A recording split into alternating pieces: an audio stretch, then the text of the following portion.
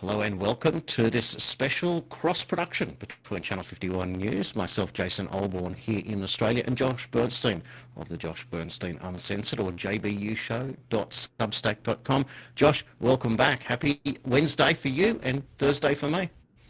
Absolutely, yes. It's great to be back on the program with you. So today is a pretty special day. First and foremost, it's my son's 19th birthday. It's also Happy my birthday. late father's birthday, who would have been 85 if he was alive. And believe it or not, it's the exact 1 year anniversary, October 8th, of Preserving Liberty. And right now there's a special on Amazon. I believe it's $22 for the hard copy, $12.99 for the digital copy. Again, Roger Stone endorsed the book. Alan Dershowitz endorsed the book. It's written by a member of the United States Congress as far as the forward is concerned. And it's a very easy read. And what's going on in America right now and in Washington, I not only forecast it, but I picked a member of the Freedom Caucus as someone to do the forward so that they can then introduce some of the legislative ideas that I created in the book. You can go to Amazon and pick up a copy of it right now. Or if you join my Substack, which is jbushow.substack.com, and you pick the paid amount, which would either be $5 monthly or the best deal on Substack, hands down, only $49 a year, that equates to 18% less, as well as only $4.08 per month. And you will get a free PDF copy of my book, Preserving Liberty, if you become a paid subscriber. But it's wonderful to be back on the program with you. Well, I'll tell you what, Josh, if your deal got any better, you'd be paying your viewers. How does that work? The only thing missing is that the gun, the ski mask, and the getaway car, because it is a smoking deal. Well, I'll tell you what, Josh, we've been working together for a couple of years now across different platforms, and I don't know anyone else that puts out a show 7 days a week. Does your family even recognize you? I always say this. I do it 7 days a week because the left never takes a day off from trying to destroy us and destroy the country and do all these horrible things. So I feel in my bones, in my DNA, I can't take a day off from trying to protect America from being, assaulted by the left wing in America and even international for that matter. And so I'm always covering everything. I'm covering every single story you could imagine. Mamdani has ties, his imam in Brooklyn has ties to the 1993 World Trade Center bombing. We now found out that one of the people that was arrested was trying to join ISIS, actually was a big donor to Ilhan Omar's campaign. So these are the things that the media, or the prostitutes as I like to call them, never cover. And so therefore I try to cover the things that are not being covered every single day. And I think it's important. I mean, we just found out that there's an AI minister in the country of Albania that's being propped up by Bill Gates and the Tony Blair Institute. These are, again, things that no one's really talking about. And these things are more important than sound bites from Pam Bondi, getting the Democrats in the Senate and things like that. People can watch that anywhere they want. But I always want to go for the meat and for the real stuff out there. Well, absolutely. And you do wonder how you can continually back up when you seem to be, fighting against a system relentlessly and realizing it just seems that there are two sets of rules out there. And of course, the moment that the Trump administration fights back, those on the left, they cry foul, they cry all sorts of feelings of being wronged or the system being used against them, and they want to call Trump everything under the sun. And yet it's all about Antifa today, and finally there's a hearing in the White House that we'll get onto, and maybe that's the best place to start because it's a big deal. And perhaps what we might do is we're going to run through some of the independent media journalists who spoke there, but let's perhaps start with a snippet here from journalist Brandy Krause. We'll come back after this. Some of us have been covering Antifa for 15 years and have never had anyone in a position of authority even acknowledge their existence. And I'll also tell you that I think that had you not done, the single most powerful thing you've done to deal with this scourge has been acknowledging that Antifa is a real thing. I genuinely believe there would be people at these tables who would be dead today and would have been killed in Portland had you not called them a terror organization and said we're going to bring the full weight of the federal government to bear. Josh, big statement, isn't it? People would be dead today just for the failing of even acknowledging it. Was that the great hoax, was to pretend that Antifa was just this organic idea of angry people that got together? And it's been perpetuated to this point, because it seems, as we're going to now establish throughout these clips here, that it's anything but, and that's been the cover story to provide for massive funding that keeps organisations like this going. You don't turn up out of nothing without resources. There's something very different going on there in Portland. Yeah, no question about it. Look, I would say that Antifa is the equivalent to the KKK was back in the day for the Democratic Party. The KKK was basically the attack dog, the attack arm for the Democrats. Well, clearly Antifa has morphed into that same position all these decades later for the Democratic Party, which is why they refuse to even acknowledge them or try to rein them in, because they obviously agree with what they're doing. And, you know, from stealing elections to blowing up police cars to blowing up federal buildings to whacking people over the head with poles or bike locks or chasing people down in the streets, this is who they are. This is why they are now being designated as a terrorist organization, because that's what they are. And thankfully, this roundtable, which I have to say is not only unprecedented, but it's historic. There's never been a situation where you had activists, you know, independent journalists that were embedded in these people on the ground watching the violence, and then was able to come to the White House and not only explain who these people are, but then give the Department of Justice and the FBI director and all these other people exactly who's funding it. The Tides Foundation, George Soros's Open Society Institute, Neville Singham, so many of these others. There was another individual from Sweden. So that's really good, because what it does is it allows the people that actually have the ability to take down these organizations, now they have more and more ammo as these people are sitting there telling them, here's what we witnessed, here's what they're doing, here's how they're doing it, here's where the safe houses are, here's how they're doing this, here's how they're doing that. And now you have a bigger blueprint that you can now give to the Department of Justice so that it makes their job easier to take down Antifa and the people that are funding it. Well, let's hope that there is action. In the meantime, what we'll do is, and it seems that there's going to be, and we're going to get to that at the end of this series of clips, but I want to play you now Julio Rosas, his particular comments here. Antifa is real. Yeah. It's real. It's a threat. I just saw him last weekend over in Portland while they're causing mayhem over there.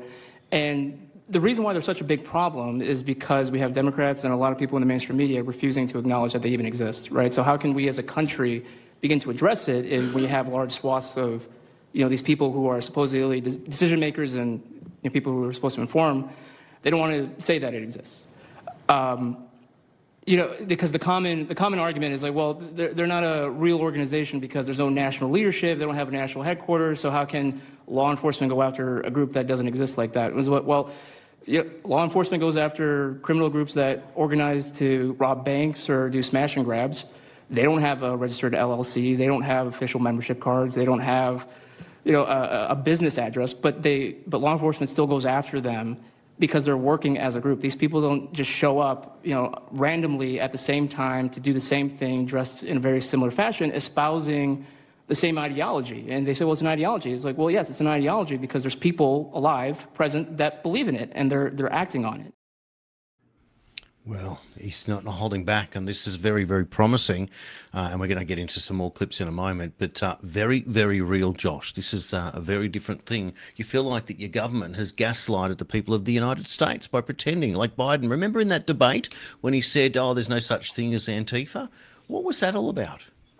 Yeah, look, like I said, it's their radical, extreme, violent wing. And it's been like that for many, many years, many, many decades. And it's just gotten worse and worse and worse. Look, when you don't punch the bully in the mouth who takes your lunch money, eventually he's going to continue to take your lunch money. And eventually he's going to ask for more than your lunch money. He's going to take something else from you. And he's going to get more emboldened by your inaction. And so finally, we're in a situation where President Trump is in charge and he's saying, no more. We're not going to have it anymore. I loved what Pam Bondi said as well. that we are going to go after from the top to the bottom. A lot of people are second guessing her, saying that she's not as tough and things like that. Let's not forget that this was probably the greatest prosecutor in Florida history. Okay. I mean, she put so many bad guys in jail. I just think that it's taking a while because they're being meticulous. I've always said justice doesn't happen, that's right, overnight. It takes time.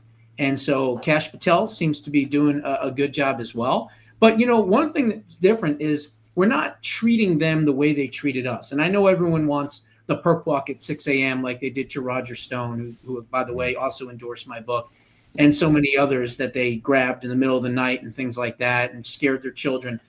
We're different from that. And I don't know, maybe there will be some of that, but I don't think so, because I think that this FBI is really just focused on the facts, and they're meticulous. They've got their mouths shut, and they're working on all of these cases. So I still think we're going to have a Christmas indictment coming. That's my guess. Many of them. Well, obviously, this is building up to something. It's not nothing anymore. And the idea of following the money trail, which we're going to get into in a moment when we reveal what Kash Patel said. I just want to interrupt, Josh, some big news here. First of all, it stems from this photograph, which may well become iconic. This is Marco Rubio, obviously whispering into the president's ear. I just want to show you a quick clip here. I think it's pretty exciting stuff for those that are just tuning in right now. Go ahead, this is what happened. Well, they're smart, but they're not smart enough. Oh, my microphone's broken. They're smart, but they're not smart enough. They have been covered by these liberal cities for so many years. And that's why we're all working with Treasury, with all these different departments, to find the criminal conspiracy. Okay. I'm just given. I was just given a note by the Secretary of State saying that we're very close to a deal in the Middle East, and they're going to need me pretty quickly. So I will take a couple of more questions. Please. Thank you, sir. So here is a statement now coming out of the White House from the press secretary. On Friday morning, President Trump will visit Walter Reed Medical Center for a planned meeting and remarks with the troops. While there, President Trump will stop by for his routine yearly checkup. He will then return to the White House. President Trump is considering going to the Middle East. I'll just take that down so we can read what it says there. Shortly thereafter, and that is from Secretary Caroline Leavitt. This is big news, Josh. I'm going to give you another further update because we are now seeing, we've now got a video, in fact, of President Trump. Now I'm going to upload that for you right now. Play it for you here. Here we go. Comes Mr. straight back. President, you said that you might go to the Middle East on Sunday. Do you mean Egypt and Israel? And would you consider going to Gaza to see what things are on the ground? I would. I might do that. I may do that. We haven't decided exactly. I'll be going to Egypt most likely. That's where everybody is gathered right now, and we appreciate that very much. But I'll be making the rounds, as the expression goes. I probably will. Mr.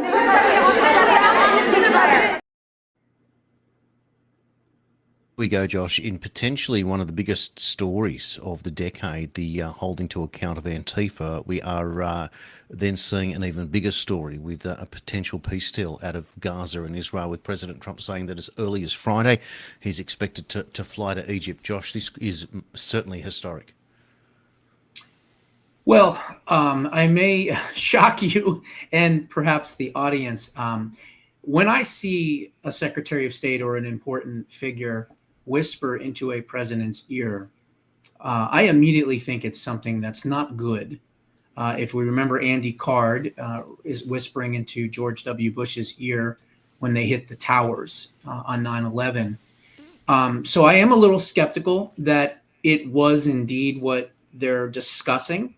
I mean, we know that they shot rockets just yesterday at Israel. Hamas did, to celebrate their savage attack on October 7th. So I don't know. I mean, I'll look at this and we'll see what happens. But at this point right now, when someone interrupts a meeting like that and whispers in their ear, it's typically not good. That's all I'm going to say.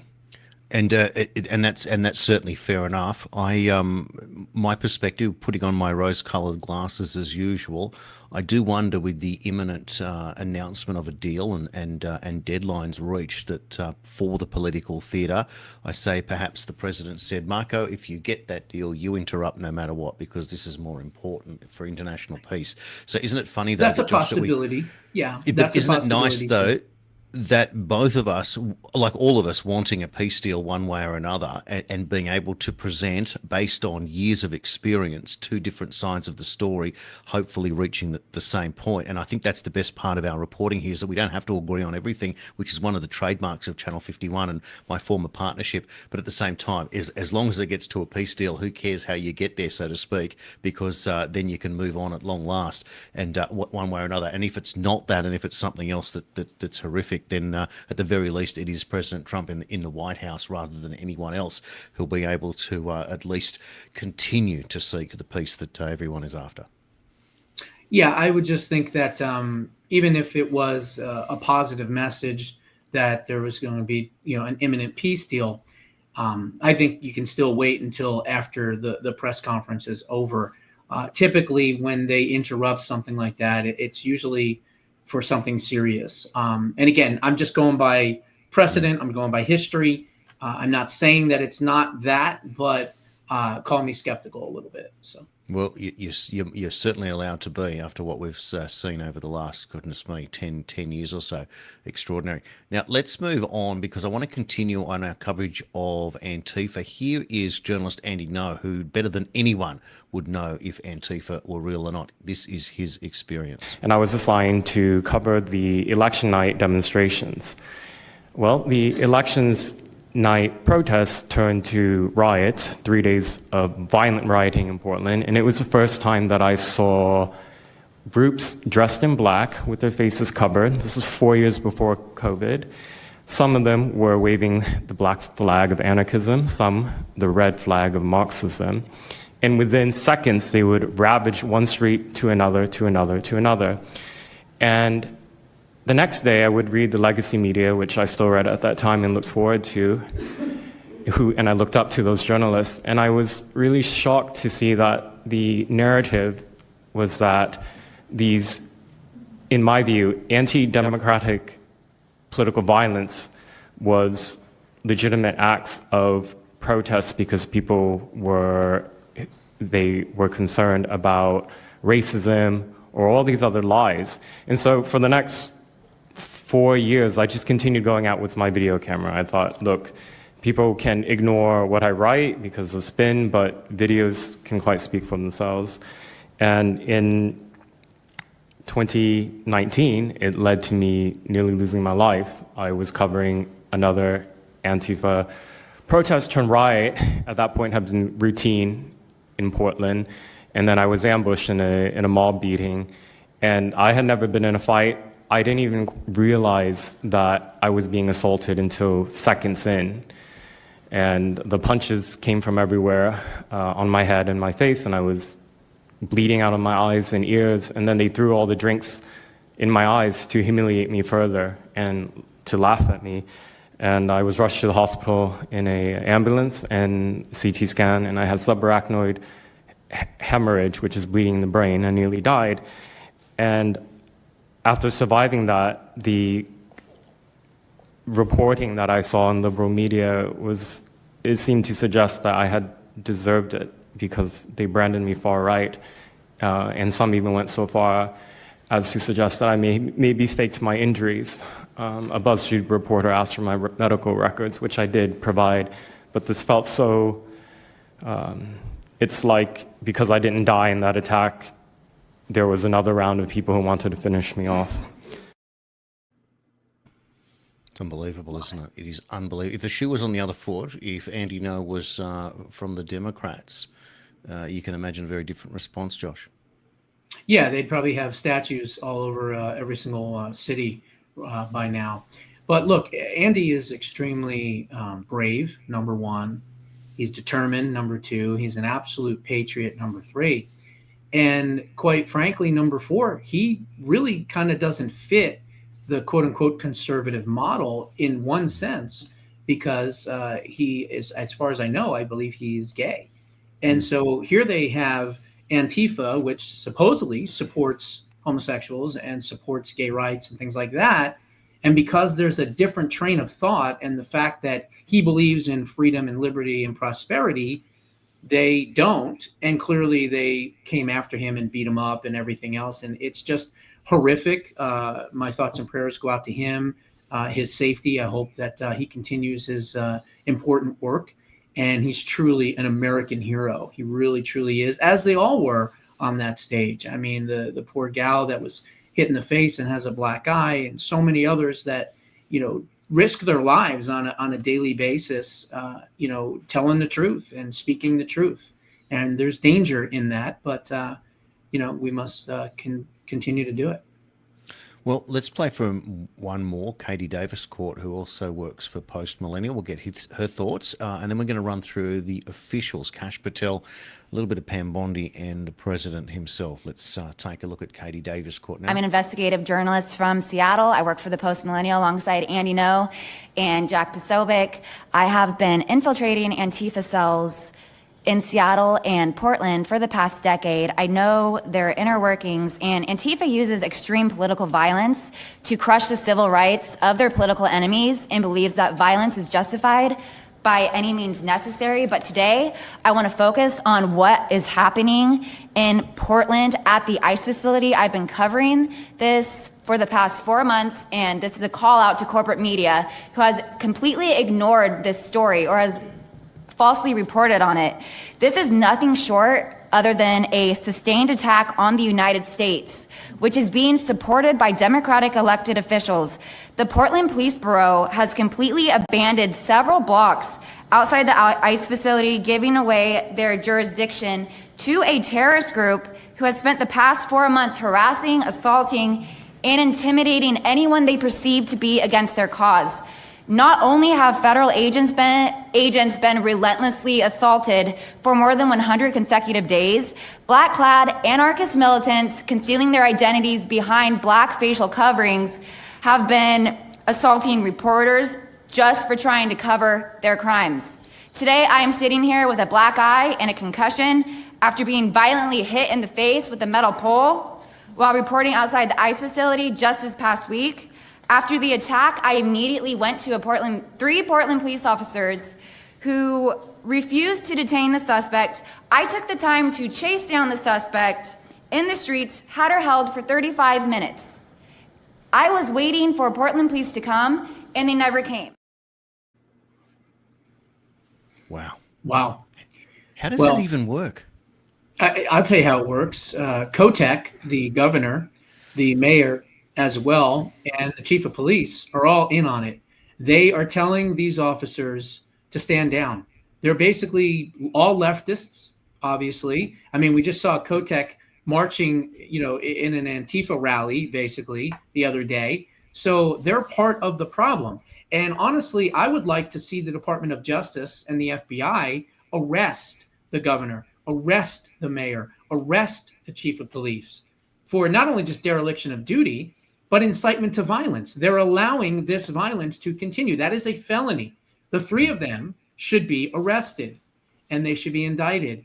And, when you don't have the chief of police and you don't have the police protecting the people, then what is their purpose other than to protect and serve? And they're not protecting and they're not serving. So why are they there? Are they part of the problem? Absolutely they are.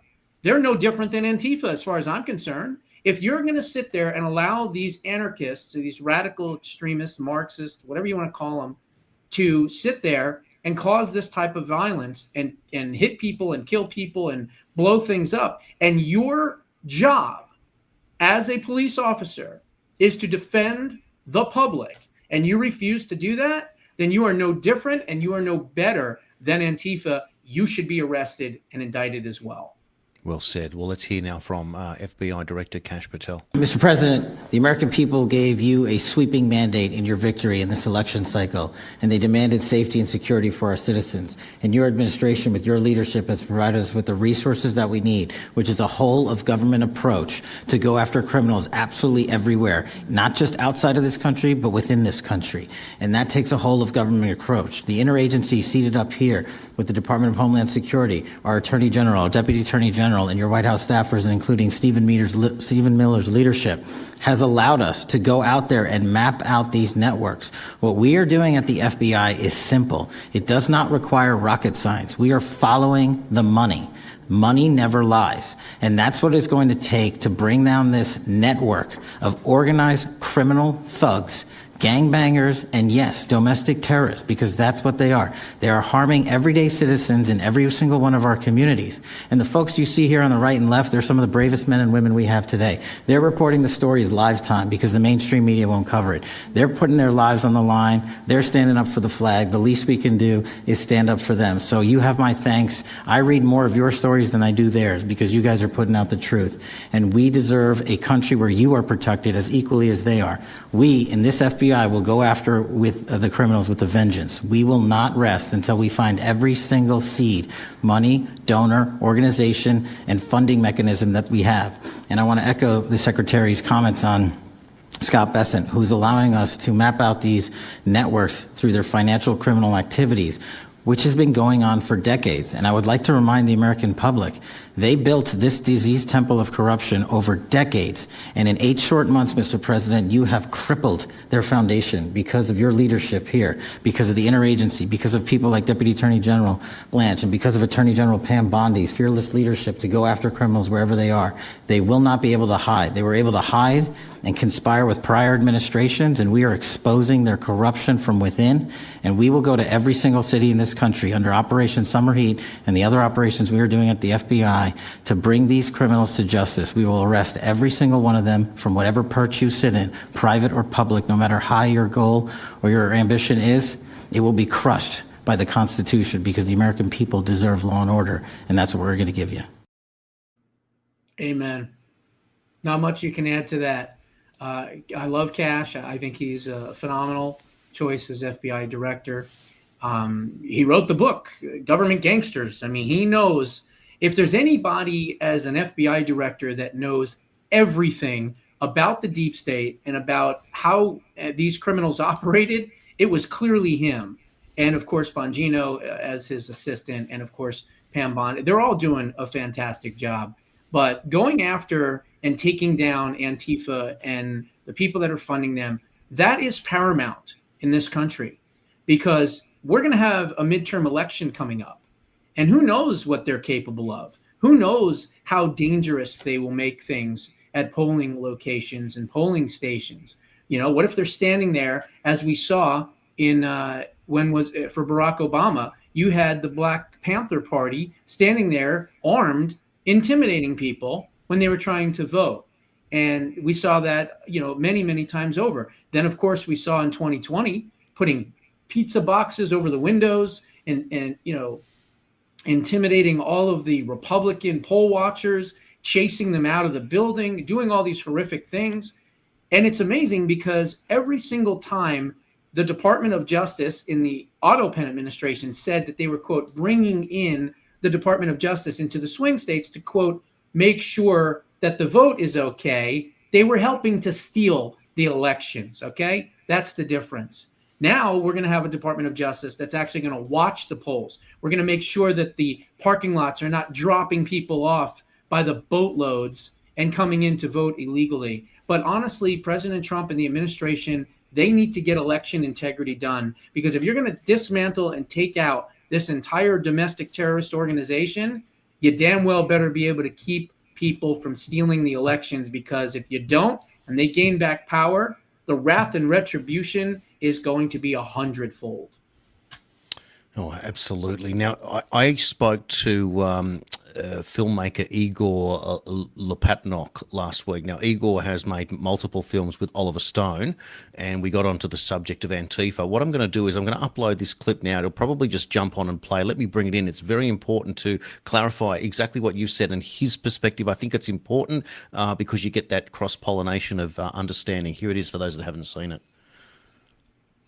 Igor Lopatnok on the 51st state. Oh, the Portland is a complete mess. Portland is the capital of Antifa. It is a breeding point of the violence in our country.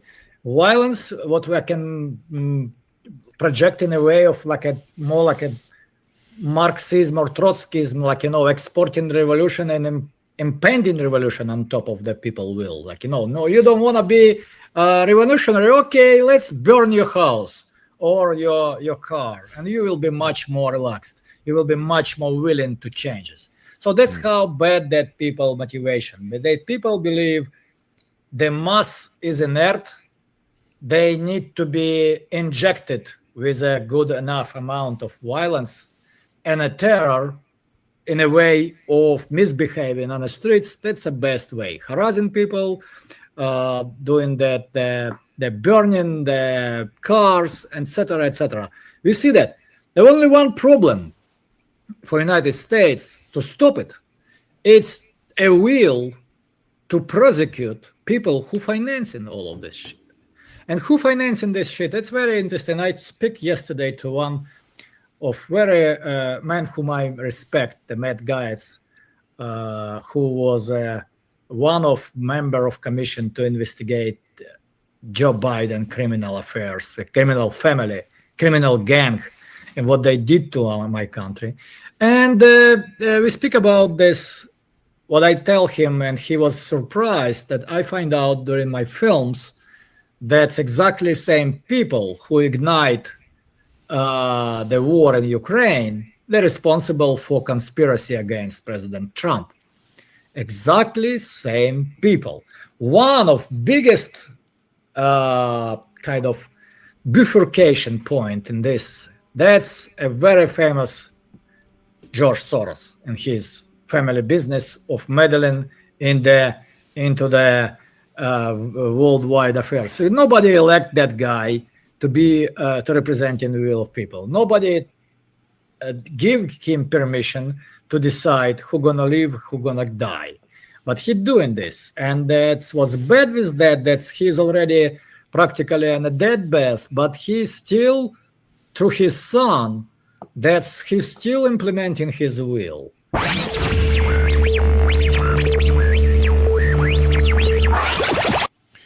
So I bring that up, Josh, because he points to what you just said, the Black Panthers, but the intimidation process, this is the terrorism within.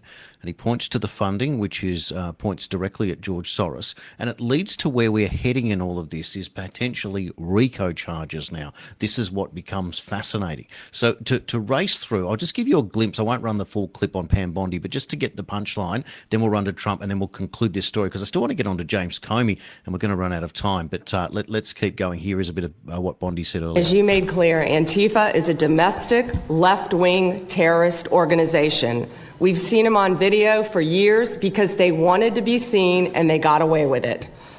They beat journalists, they attack courthouses, they attack police stations, they dox and assault our law enforcement officers. The Biden administration let them commit these crimes with total impunity for years. So did Democrat leaders like Pritzker and Mayor Brandon Johnson. Last week, independent journalist Nick Sorter was arrested just for protecting himself against Antifa. I saw it online and I called Nick. I couldn't believe what happened. He did all this just trying to save our American flag from being burned. He was pushed down and assaulted, yet the local police arrested Nick, not the Antifa thugs who did this to him. Antifa feels empowered to operate in the open because weak Democrats have turned a blind eye to their actions. Their hatred. God, we could play the rest of it, but that gets the gist, doesn't it? She's absolutely right. Bottom line is, we've got to, if you take down the funding mechanisms and you go after the people that are at the very, very top, not the thugs with the batons in the streets dressed in, clad in black. No, I'm not talking about them. I'm talking about the people that they get the money from. If you cut that off, then all you have left is just street thugs. And guess what? Street thugs are pretty easy to take care of. It's the funding at the top. It's the organizing, the strategizing, the planning, the meticulous going around to different cities and setting up different chapters. That's what needs to be attacked first and foremost, because if you wipe that out, now these people are going to be in jail. They're going to be spending money on lawyers and everything else. They're not going to have the extra cash to put into these left-wing causes. And when that goes away, then the movement will die in time. Well, let's now give the last word to the president himself. It should be clear to all Americans that we have a very serious left-wing terror threat in our country. Radicals associated with the domestic terror group Antifa that you've heard a lot about lately, and I've heard a lot about them for 10 years. And other far-left extremists have been carrying out a campaign of violence against ICE agents and other officials charged with enforcing federal law. In Chicago, anarchists have surveilled at least 4 local ICE facilities and posted diagrams of the buildings online, meaning nothing but bad, accompanied by photos of specific ICE agents that they're targeting, one in particular who's a top person and a great patriot. In July, approximately a dozen Antifa-aligned militants stormed the ICE facility in Texas and then lured officers out of the building before firing dozens of rounds at police. They were crazy, frankly, shooting one Texas officer in the neck. And in Portland, Oregon, Antifa thugs have repeatedly attacked our officers and laid siege to federal property in an attempt to violently stop the execution of federal law. Everything we're doing is very lawful. What they're doing is not lawful. There you go, and the headline just released now. Trump administration officials seriously discussing invoking the Insurrection Act, a decision not expected to be imminent, one source said, but debate within the administration has shifted recently to more deeply exploring how and when the act might be invoked. Josh, that's a big step. Yeah, it is. It's been around since 1807. It's been invoked on numerous different occasions. And it is for an imminent threat. It is for a violent uprising that takes place in an American city. So you will have justification to do it. That's number one. And number two, even if some left-wing, I call them judicial gnats because they don't have any power. They just buzz around, they make a lot of noise, and then they get swatted down at the Supreme Court. But even if a judicial left-wing gnat decides to try to stop them with a lawsuit, it'll go expedited right away to the Supreme Court, and they'll say, yeah, you have the right to do it because it's in the Constitution. You have the executive authority to use it when you need it.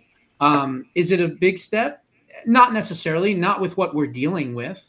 If we're going to smash them and smash them good, that's what it needs to be, and that's what they need to do. We have to understand that this isn't about policy difference. This isn't about raising taxes, lowering taxes, cutting spending, raising spending, pro-life, pro-choice. No, this is about fundamentally transforming America into a Marxist, communist, S-hole type of country ruled by thugs and revolutionaries. Okay? That's what they want. They don't want capitalism. They don't want law and order. They don't want anything. They're worse than anarchists in some respects. So if we as Americans want law and order, and we have now a president that believes in law and order, these folks don't have a chance. They're going to get smashed, and they're going to get smashed quickly and hopefully permanently. Well, all we want is it to happen and to see justice and accountability at long last. Now, Josh, for our Australian viewers and for those that are expecting more Australian news, this isn't the edition for that, but I am going to give you a big story now. What you're going to see here is in today's headlines, Home Affairs are tight-lipped on the ISIS brides in its second day of grilling on the subject. The Australian Federal Police has informed, or confirms an investigation, I should say. Now, I'll just give you some details from the story here. The Australian Federal Police has confirmed there is an ongoing investigations surrounding the return of so-called ISIS brides as the Albanese government faces increasing pressure on its involvement in how the group returned to Australia. The cohort of 2 women and 4 children arrived from Beirut, Lebanon, to Australia on September 26, with Home Affairs stating they had known about their plans since June. The women were previously detained in Beirut after escaping Syria following the collapse of the Islamic State back in 2019, while senior AFP officials were light on details and said it was being very cautious about what aspects of the case would be made public. Assistant Commissioner Stephen Nutt confirmed the force was conducting an investigation related to the managing of counter-terrorism.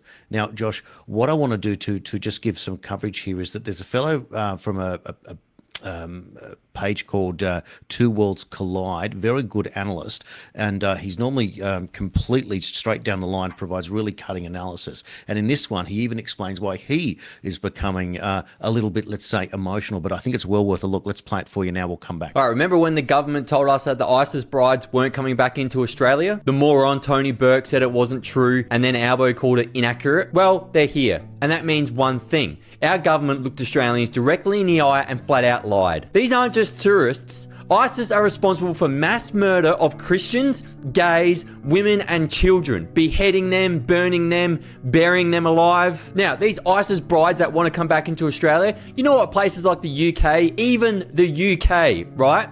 Denmark and Belgium did to their passports? Well, they chopped them up, revoked them, didn't let them back into their country to keep their citizens safe. Our government, well, they just reissued them and helped them to get back into the country. Ask yourself why. Why would they do that? Now, I try to keep my measure when I'm doing these reels, but not today, because this isn't politics, this is a flat-out betrayal of our nation. You don't promise one thing to the country and then secretly do the opposite. That's not leadership, that's deception. And if our government can lie to our face about this, what else are they lying to us about? Energy, housing, the economy, debt, immigration. And when words stop matching action, then democracy doesn't just fade, it starts to fracture. And maybe they want a fractured democracy. Maybe they want to go to a different type of democracy. Because their actions make no sense. This is not Australia first. And when asked a simple question, what the government did to help these terrorists, and I don't use that lightly because they are terrorists, come back into the country, check out Penny Wong's answer. They have said that they have not provided assistance to returning ISIS brides. How does the government define assistance? Repatriation assistance. Does the Prime Minister consider providing citizenship by descent to be assistance? The government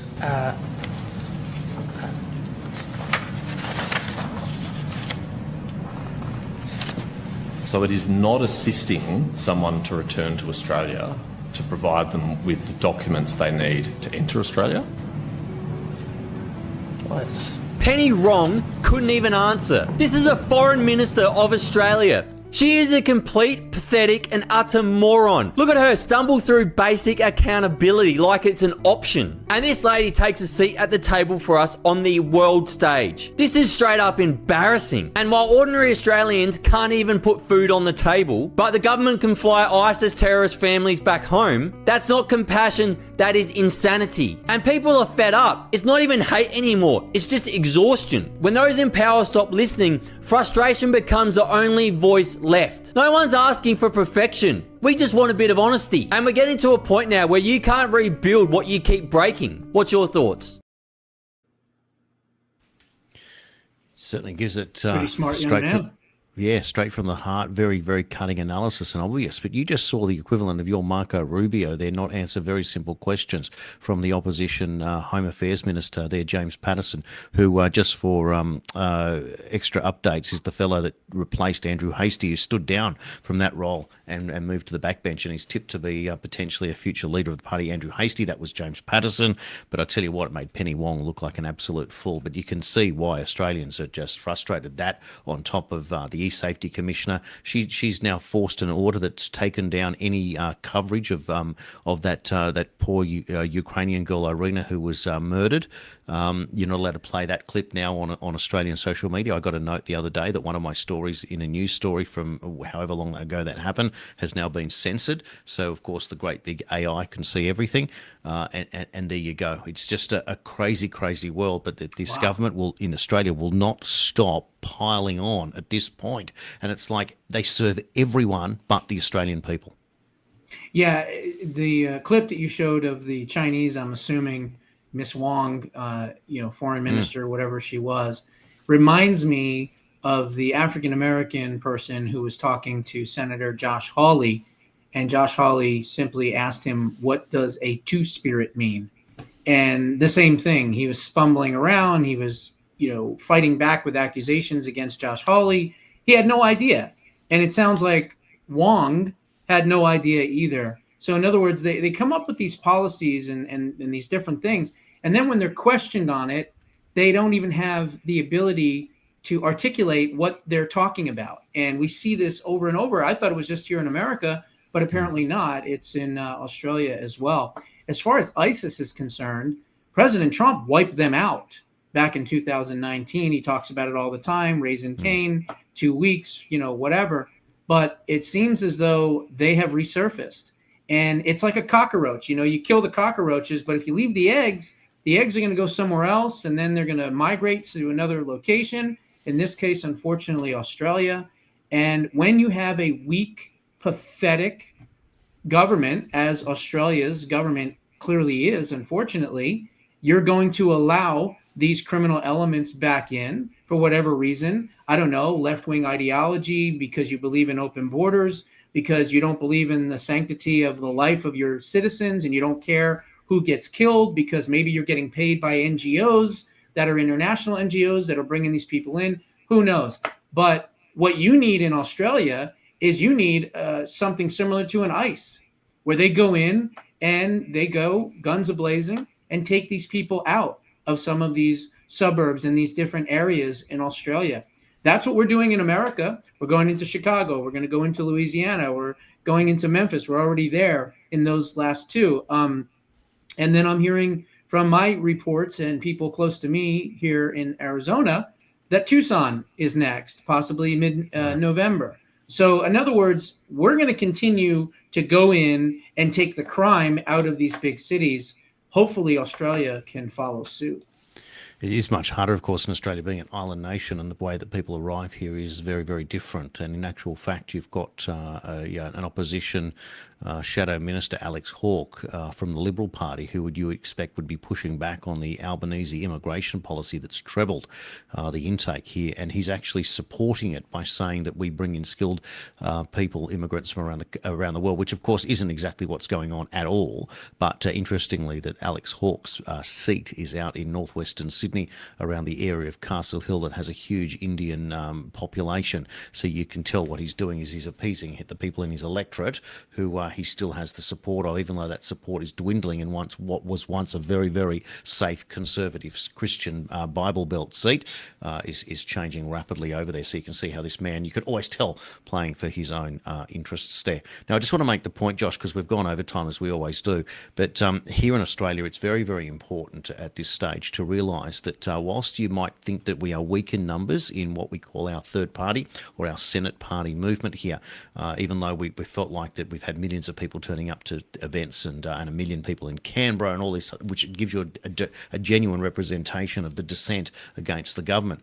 The problem is that that is not transferring to actual manageable collateral that's going to make a difference. And what I mean by that is names, seats, feet on the ground has got to transfer to members of political parties and even donations to political parties to be able to create a groundswell of money that you can do something with. Now, people would be certainly would be exhausted by the fact that Clive Palmer, who ran the United Australia Party in this country, invested $80 million in 2022's election. He then invested some $60 million in the last election for the Trumpet Patriots, a party he took over at that stage. And with $140 million, you can imagine that is an obscene amount of money that you could do a lot with, and you could certainly run a campaign a lot better.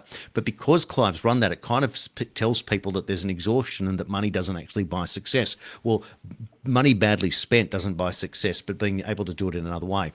The other thing is that if you are able to become a member of a political party, even the Liberals or the Nationals, and they will restrict those from the third parties because they're looking at people and rejecting them as members of their party, which is obscene and ridiculous, so-called freedom parties. But at the same point, If you become a member of another political party, People First, UAP, Libertarians, Heart Party, Citizens Party, any of these types of parties, Family First even, any of them, and you become a member of a party, you get a vote in that party, you get to vote for pre-selection of candidates, particularly People First is pushing for this.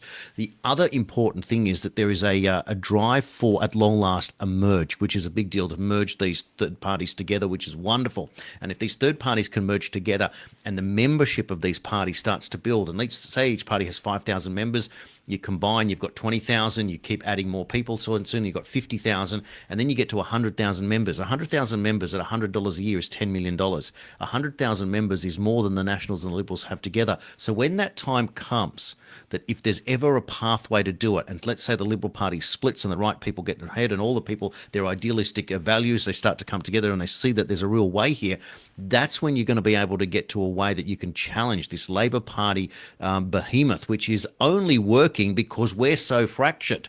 Because once we get 33% of that first preference vote here in Australia, Labor Party goes from 94 seats, they go back to 48 seats, just like what happened to the Conservative movement in the last election. It may only take one election. And I just want to remind people, I know I'm hammering on, and I know, Josh, this isn't your wheelhouse, but here in Australia, in 2007, when John Howard was swept from office after 11 years of Conservative rule by Kevin Rudd, who only lasted one term before his own party turfed him out, what happened was all Labor governments in Australia, federally, one federally, and all the states were all wiped out. And the most powerful person in Australia at that time from the Conservative movement was Campbell Newman, who was the Lord Mayor of Brisbane, a mayor at that local level.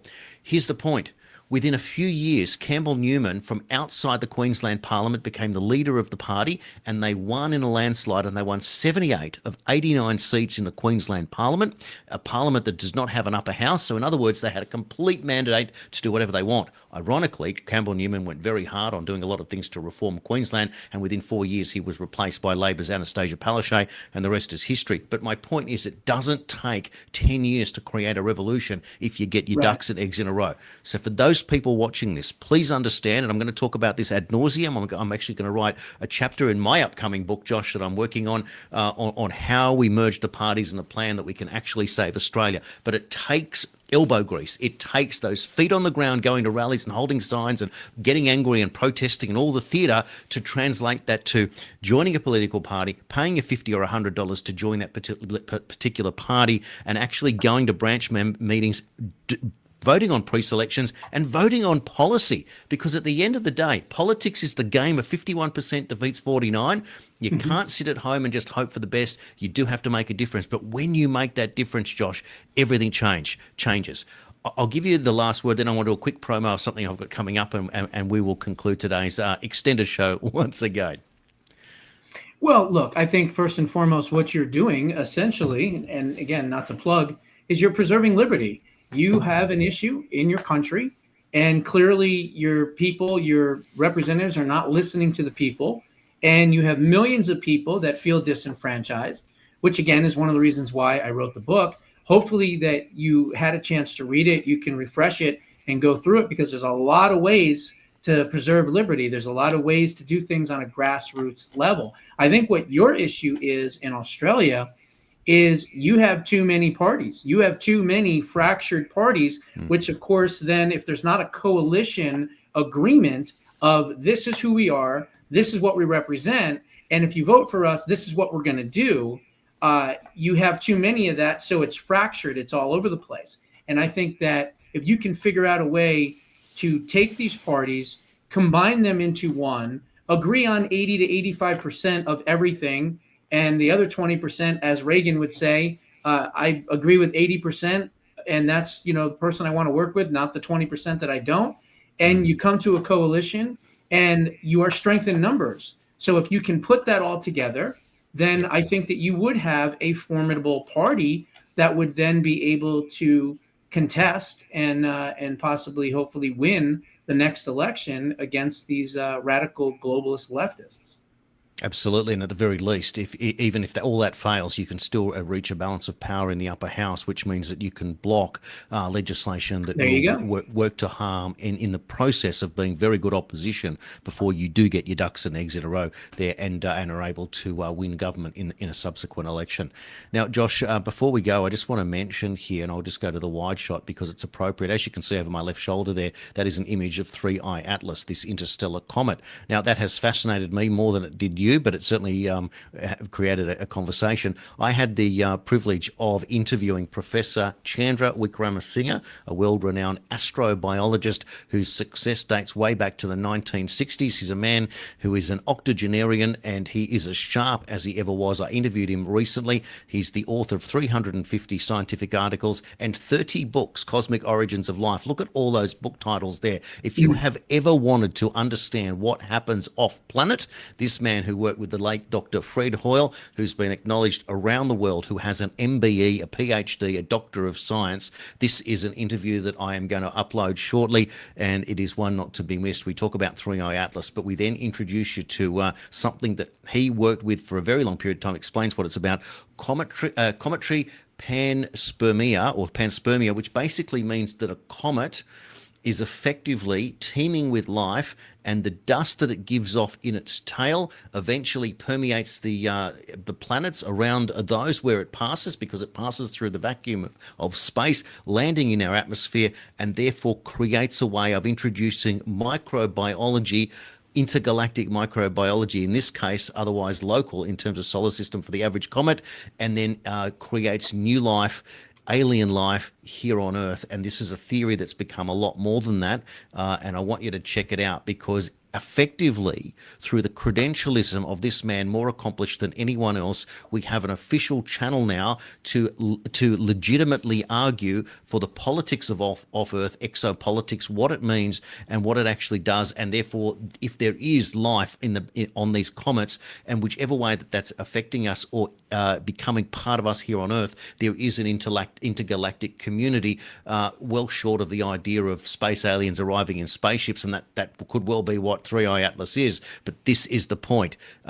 This is the point of what is going on. It is absolutely extraordinary, and it is something for those of us that are looking for something else. You'll really, really enjoy. I'll upload that shortly. In the meantime, I've got, before we go, Josh, one more breaking news. I'm just going to upload it to you now. It is a statement from the President of the United States. I'll bring it up for you right now. Talk about being in the moment with this recording today for our followers on both the channels, jbushow.substack.com and Channel 51. Here he is, President of the United States. I'm very proud to announce that Israel and Hamas have both signed off on the first phase of our peace plan. This means that all of the hostages will be released very soon, and Israel will withdraw their troops to an agreed upon line as the first steps towards a strong, durable and everlasting peace. All parties will be treated fairly. This is a great day for the Arab and Muslim world, Israel, all surrounding nations, and the US, and we thank the mediators Qatar, Egypt, Turkey, who worked with us to make this historic and unprecedented events happen. Blessed are the peacemakers, Donald J. Trump. How about that on the day that James Comey is arraigned, Josh? Very interesting. I'd like to see more of the details of exactly what this plan entails, and if it was, I guess, done on the right terms, if you will. So we'll have to see. Absolutely. Well, I'll tell you what, talk about a not a slow news day. I think we've covered a whole lot of ground. I hope you enjoy it. And if you do see it, if there's a way to share, acknowledge, like, comment, all of the above, it certainly helps break those algorithms wherever you're going to see this news show. And please check out Josh's site, as I promoted throughout the show, and definitely check out the book. I'll tell you what, put it away for Christmas. It is a gift for anyone and everyone, something different. And you can say, you knew Josh when. How about that? Thanks, Josh, for your time today. Sounds good. See you all on the next show. Any topic.